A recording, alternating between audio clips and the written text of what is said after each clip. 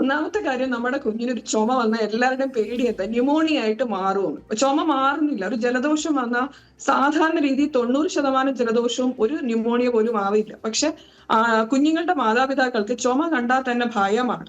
Cough സിറപ്പുകൾ എഴുതുക എന്ന് പറയുന്നത് സാധാരണ 2 വയസ്സിൽ താഴെയുള്ള കുട്ടികൾക്ക് അൺനെസസറി ആയിട്ട് കഫ് സിറപ്പുകളുടെ ആവശ്യമില്ല. ആ ചുമ ഒരു ജലദോഷം വന്നു കഴിഞ്ഞാൽ ഒരു 7 മുതൽ 10 ദിവസം സാധാരണയുള്ള എല്ലാ ചുമകളും മാറും. പക്ഷെ കുഞ്ഞു കുട്ടികളുടെ പ്രത്യേകത എന്ന് വെച്ചാൽ അവർക്ക് ചുമച്ച് തുപ്പാൻ അറിയില്ല. അപ്പൊ ആ ചുമ എന്നാൽ അവർക്ക് ഛർദ്ദിച്ചു പോകണം, അല്ലെങ്കിൽ മലം പോകുമ്പോൾ മലത്തിൽ കൂടെ പോകണം. ആ ചുമച്ച് ആ കഫം അങ്ങനെ പോകും. പക്ഷെ ചില കുട്ടികൾക്ക് മാത്രമാണ് അതൊരു സീരിയസ് കണ്ടീഷൻ ആയിട്ട് മാറുന്നത്. അപ്പൊ ചുമയ്ക്ക് കഫ് സിറപ്പ് അല്ല, എന്താണ് അസുഖം എന്നനുസരിച്ച് വേണം കുഞ്ഞിനെ ചികിത്സിക്കാൻ. അപ്പൊ എല്ലാ ചുമയ്ക്കും നമ്മൾ ഉടനെ തന്നെ കഫ് സിറപ്പിന്റെ ആവശ്യം ഇല്ല. പല ചുമയും മാറാതെ നിൽക്കുമ്പോൾ പേരൻസിന് വെയിറ്റ് ചെയ്യാൻ പോലും ടെൻഷനാണ്. അവർ പറയും, മാഡം മാറുന്നില്ലല്ലോ, ഇത് മാറാതെ നിൽക്കുകയാണ്, ന്യൂമോണിയ ആവുമോ. ചിലരാണെങ്കിൽ തന്നെത്താൻ തന്നെ മരുന്ന് പുറത്തുനിന്ന് വാങ്ങിച്ച് കഴിച്ചിട്ട് വരുന്ന പേരൻസ് ഉണ്ട്. അപ്പൊ അതൊക്കെ നമുക്ക് ശരിക്കും പറഞ്ഞ ഒരു തെറ്റായ പ്രവണതയാണ് നമ്മുടെ നാട്ടിൽ.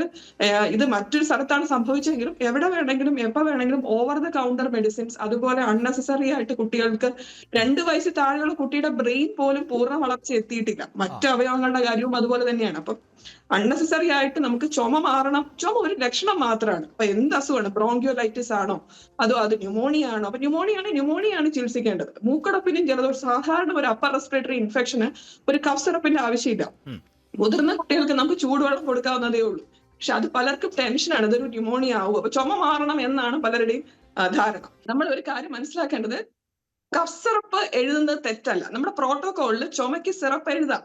നമുക്ക് മനസ്സിലായോ? ചുമയ്ക്ക് സിറപ്പ് എഴുതാം. പക്ഷെ ചുമ മാറിയേ പറ്റൂ എന്ന് ഒരു ദീർഘകാലം കൊടുക്കാൻ പാടില്ല. ഒരു ഡോക്ടർ, ഇപ്പൊ ഞാനൊരു പീഡിയാട്രിഷ്യനാണ്, ഞാനൊരു കുഞ്ഞിന് അതൊരു മരണം സംഭവിക്കണം എന്ന് കരുതി എഴുതുന്നല്ലോ. ബട്ട് 2 കാര്യങ്ങളാണ് ഇവിടെ സംഭവിച്ചിരിക്കുന്നത്. രാജസ്ഥാനിൽ കൊടുത്തത് ഡെക്സ്ട്രോമെത്തഫൻ എന്ന് പറയുന്ന കഫ് സപ്രസന്റ് ആണ്. മധ്യപ്രദേശിൽ കൊടുത്തിരിക്കുന്ന മരുന്നിന്റെ ക്വാളിറ്റിയിൽ പ്രശ്നമുണ്ട്. DEG, നേരത്തെ ഡോക്ടർ സൂചിപ്പിച്ച പോലെ DEG, പ്രൊപ്പലൈൻ ഗ്ലൈക്കോൾ അല്ലെങ്കിൽ ഗ്ലിസറിൻ വേണ്ടിടത്ത് കമേഴ്ഷ്യൽ ആവശ്യത്തിന് കൊടുക്കുന്ന പദാർത്ഥമാണ് കലക്കുക. അപ്പൊ ക്വാളിറ്റി പ്രശ്നമാണ്. രണ്ടാമത് കഫ് സപ്രസൻസ്. ഞാൻ നേരത്തെ ആദ്യം പറഞ്ഞത്, ഒരു പീഡിയാട്രിഷ്യനും ഒരു കുട്ടിക്ക് അസുഖം വരണം അല്ലെങ്കിൽ മരണം സംഭവിക്കണം എന്ന് കരുതി ഒരു കഫ് സിറപ്പ് എഴുതില്ല. നമ്മൾ മനസ്സിലാക്കേണ്ട കാര്യം, ചുമ ഒരു രോഗലക്ഷണമാണ്. ചുമയെ ചികിത്സിക്കുക എന്ന് പറയുന്നത് അസുഖം എന്താണെന്ന് കരുതി ചികിത്സിക്കുക. രണ്ടാമത് ഓവർ ദ കൗണ്ടർ മെഡിസിൻ വാങ്ങിക്കരുത്. നാലാമത്തെ കാര്യം എന്ന് പറയുന്നത്, ചുമ മരുന്ന് കഫ് സപ്രസന്റ് മാത്രമല്ല, എക്സ്പെക്ട്രൻസ് ഉണ്ട്, ആന്റി ഹിസ്റ്റമിൻസ് ഉണ്ട്, ഡീകൺജസ്റ്റൻസ് ഉണ്ട്. എന്ത് വേണം എന്നൊരു ഡോക്ടർ ആവശ്യമുണ്ടെങ്കിൽ എഴുതും. രണ്ടാമത്തെ അവസാനമായിട്ട് പറയാനുള്ള കാര്യം എന്ന് വെച്ചാൽ, നമുക്കൊരു ചുമയുടെ മരുന്ന് എഴുതുമ്പോൾ 2 വയസ്സ് താഴെയുള്ള കുട്ടിക്ക് ചിലർ തന്നെ പേരൻസ് ദീർഘകാലം കൊടുത്തിട്ട് കുറയാത്തപ്പോഴാണ് നമ്മുടെ അടുത്ത് കൊണ്ടുവരുന്നത്. പിന്നെ ഈ മരുന്നുകളെല്ലാം നമുക്കിപ്പം മോഡേൺ മെഡിസിൻ മരുന്നുകളാണ്. അല്ലാത്ത വിഭാഗത്തിലും മരുന്ന് കഴിക്കുന്ന പേരൻസ് ഉണ്ട്. അപ്പൊ ഇത് എല്ലാ മരുന്നിന്റെയും ക്വാളിറ്റി എൻഷുർ ചെയ്യണം.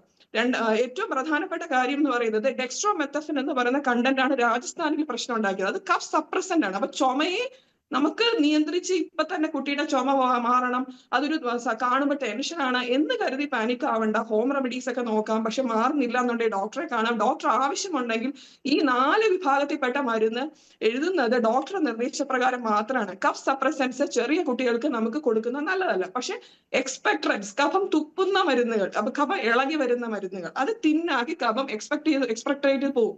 അപ്പൊ ആ മരുന്നുകളൊക്കെ എഴുതുന്നതിന് നേരത്തെയും അലൗഡ് ആണ്. അപ്പൊ 4 വയസ്സ് താഴെയാണ് കഫ് സപ്രസൻസ് മരുന്ന് നേരത്തെയും അലൗഡ് ആയിട്ടുള്ളത്.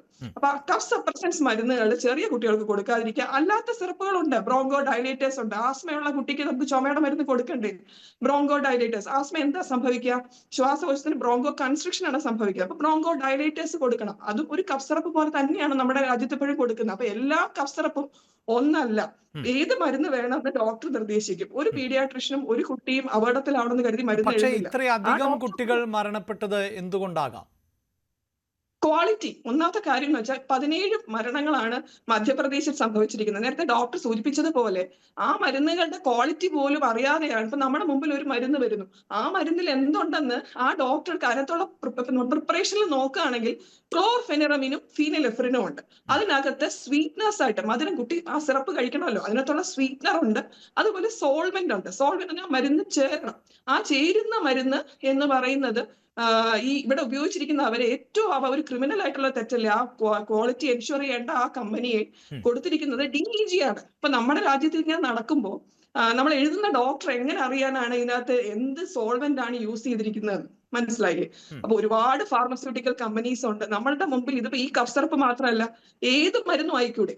ഇപ്പം പനിയുടെ മരുന്നുണ്ട്, വൈറ്റമിൻ സിറപ്പുകളുണ്ട്. ഇതിലൊക്കെ ഉള്ള മരുന്നുകളുടെ ഓരോ കണ്ടന്റും വളരെയധികം സ്ക്രൂട്ടനൈസ്ഡ് വേണ്ടേ നമ്മുടെ മുമ്പിൽ വരാൻ. ഇപ്പൊ നമ്മൾക്കൊരു ഡോക്ടർക്ക് എഴുതുന്ന ഡോക്ടർക്ക് ആ സിറപ്പിൽ എത്രത്തോളം എന്തൊക്കെയുണ്ട് എന്ന് അതിന്റെ പേര് മാത്രമേ നമുക്ക് അറിയാൻ പറ്റൂ. ഇതിനകത്ത് കണ്ടാമിനൻസ് ഉണ്ടോ, പൊല്യൂട്ടൻസ് ഉണ്ടോ, എന്തുണ്ടെന്ന് ആ ഡോക്ടർ എങ്ങനെ അറിയാനാണ്? ഞാൻ ആദ്യം പറഞ്ഞ കാര്യവും ഇത് തന്നെയാണ്. ഓവർ ദ കൗണ്ടർ യൂസ് ചെയ്യരുത്. കുഞ്ഞുങ്ങളുടെ ക്വാളിറ്റി എൻഷുർഡ് ആയിട്ടുള്ള മെഡിസിൻസ് വേണം നമുക്ക് അവൈലബിൾ ആക്കാൻ മാർക്കറ്റിൽ.